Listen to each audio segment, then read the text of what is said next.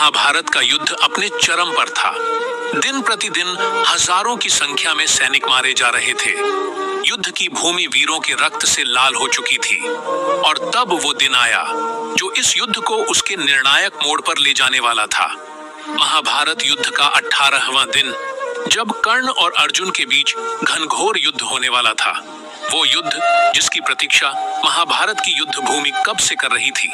लेकिन इस निर्णायक युद्ध से एक रात पहले, जब वीर योद्धा कर्ण युद्ध की तैयारी कर रहे थे, कि तभी वानर का वेश धारण कर हनुमान जी कर्ण के पास उसकी परीक्षा लेने रणभूमि में उसके रथ के पास पहुंचे।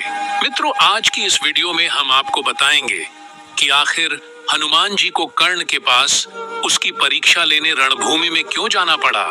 महाभारत युद्ध का 17वां दिन समाप्त हो गया था।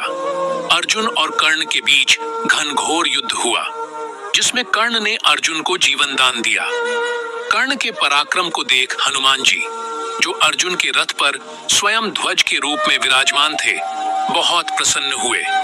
वो भगवान श्री कृष्ण के पास पहुंचे और उनसे हाथ जोड़कर बोले, हे प्रभु, आज युद्ध भूमि में मैंने कर्ण के अद्भुत पराक्रम को देखा। वो आज युद्ध भूमि में किसी के रोके नहीं रुक रहा था। मैं कर्ण से अत्यंत प्रभावित हूँ। हे प्रभु, मैंने युद्ध भूमि में उसके पराक्रम को तो देखा, परंतु अब मैं उसके मनोबल की परीक्षा लेना चाहता हूँ। भगवान श्री कृष्ण ने मुस्कुराते हुए उन्हें कर्ण की परीक्षा लेने की अनुमति दी। हनुमान जी ने एक वृद्ध वानर का वेश धारण किया और वे उस वीर की परीक्षा लेने पहुंचे, जो इस महाभारत का सबसे बड़ा योद्धा था। रात्रि का समय था।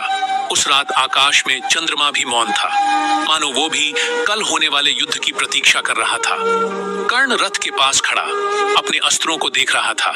उसकी आंखों में आत्मविश्वास था, लेकिन भीतर कहीं एक हल्का सा संदेह था। युद्ध भूमि में उसने बहुत कुछ खोया था, भाई, सम्मान, मित्र, अब बस विजय चाहिए थी।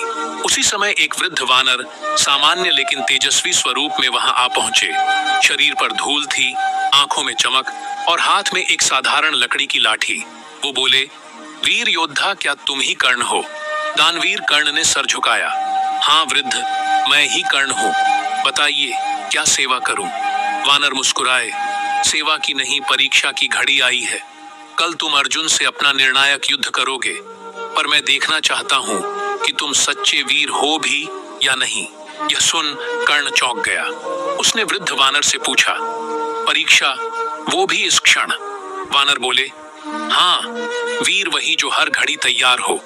मेरा नाम मारुति है। एक साधारण सी परीक्षा है।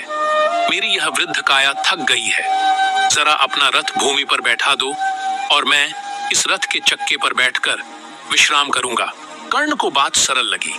उसने विनम्रता से रथ का चक्का भूमि पर झुकाया और वानर को चक्के पर बैठा दिया। परंतु जब कर्ण ने फिर रथ को उठाना चाहा, तो रथ टस से मस नहीं हुआ। कर्ण जितना बल लगाता, रथ उतना भारी लगता। उसने पूरी शक्ति लगा दी। कर्ण अब पसीने से लथपथ हो चुका था। वह थक गया था। उसने देखा वो वृद्ध वानर मुस्कुरा रहे थे और फिर उनका स्वरूप बदलने लगा। उनकी काया विशाल होने लगी, मुट्ठियां वज्र जैसी, पूंछ आकाश तक उठी और आंखों से तेज निकलने लगा। कर्ण आश्चर्यचकित रह गया, क्योंकि सामने खड़े थे महाबली हनुमान। कर्ण ने विस्मित होकर हाथ जोड़े। प्रभु, यह क्या लीला थी? हनुमान बोले, कर्ण, मैं तेरा मनोबल देखने आया था। ये युद्ध केवल अस्त्रों से नहीं, आत्मबल से भी जीता जाएगा। आज तू हार गया, क्योंकि तेरे भीतर संदेह है, अपने अस्त्रों पर, अपने भाग्य पर, अपने धर्म पर।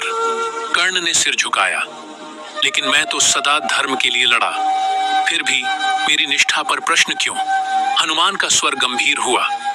तू वीर है, इसमें संदेह नहीं, पर जब तू अधर्म के साथ खड़ा होता है, तब तेरा बल भी तुझसे विमुख हो जाता है। अर्जुन के रथ पर मैं स्वयं ध्वज के रूप में हूँ, पर आज मैं यहाँ तेरे समक्ष आया हूँ।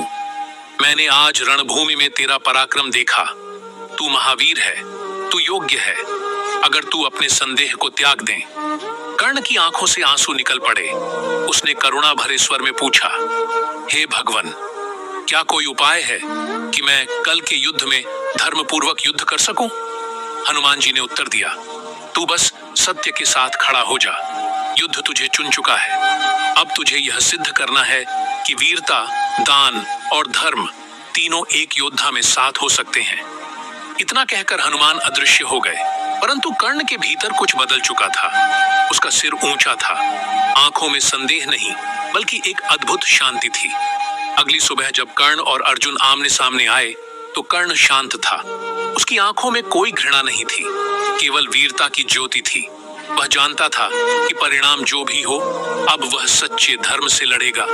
और जब उसका रथ फिर भूमि में धंसा और उसने शस्त्र उठाने से पहले सूर्य को देखा, तो मानो हनुमान की वाणी फिर गूंज उठी, वीर वही जो धर्म से डिगे नहीं, मृत्यु आए या विजय, संकल्प अटल हो। यह कहानी हमें सिखाती है कि बाहरी बल जितना भी हो, आत्मबल और धर्म के बिना वह अधूरा है। हनुमान जी जैसे देव भी केवल उसी की सहायता करते हैं जो भीतर से सच्चा हो। तो दोस्तों, ये था कर्ण और हनुमान जी के बीच हुआ आखिरी संवाद। आशा करता हूं आपको आज की वीडियो पसंद आई होगी।